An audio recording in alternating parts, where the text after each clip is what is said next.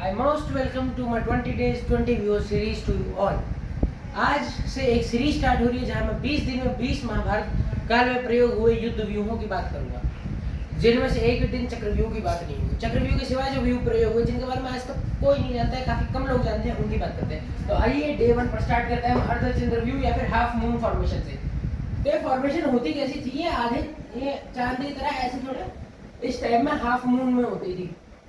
यहाँ पे जो सेंटर होता था, इस सेंटर पर राजा को रखा जाता था। जैसे अगर हम पांडवों की बात करें तो यहाँ पर युधिष्ठिर होते थे और इन दोनों कॉर्नर्स पे ताकतवर सेनापति होते थे, यहाँ भीम और यहाँ अर्जुन। अब दुश्मनों को लगता था सेंटर वीक है, तो वो पूरी स्पीड से जो क्या करते थे, वो सेंटर पे अटैक करते थे। लेकिन जैसे दुश्मन सेंटर तक पहुंचता था, ये दोनों जो उसके, इन्हें आप हॉर्न्स कह लीजिए, ये उसको इनसर्कल कर लेते थे।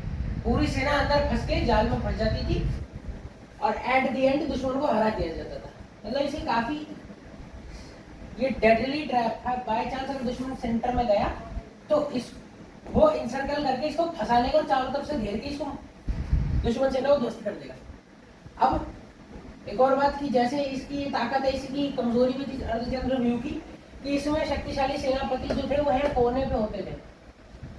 अगर तो इसे तोड़ा जा सकता था। ये व्यू भले ही खतरनाक था, लेकिन इसको तोड़ना एक तरीका था।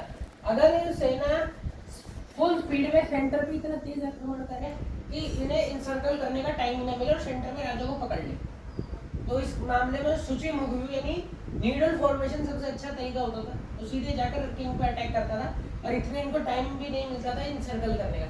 या फिर अपनी पूरी ताकत एक साइड पे लगा के, जैसे जो हॉर्न्स है इनको तोड़ दिया जाए, तो इनसर्कलिंग पॉसिबल नहीं थी।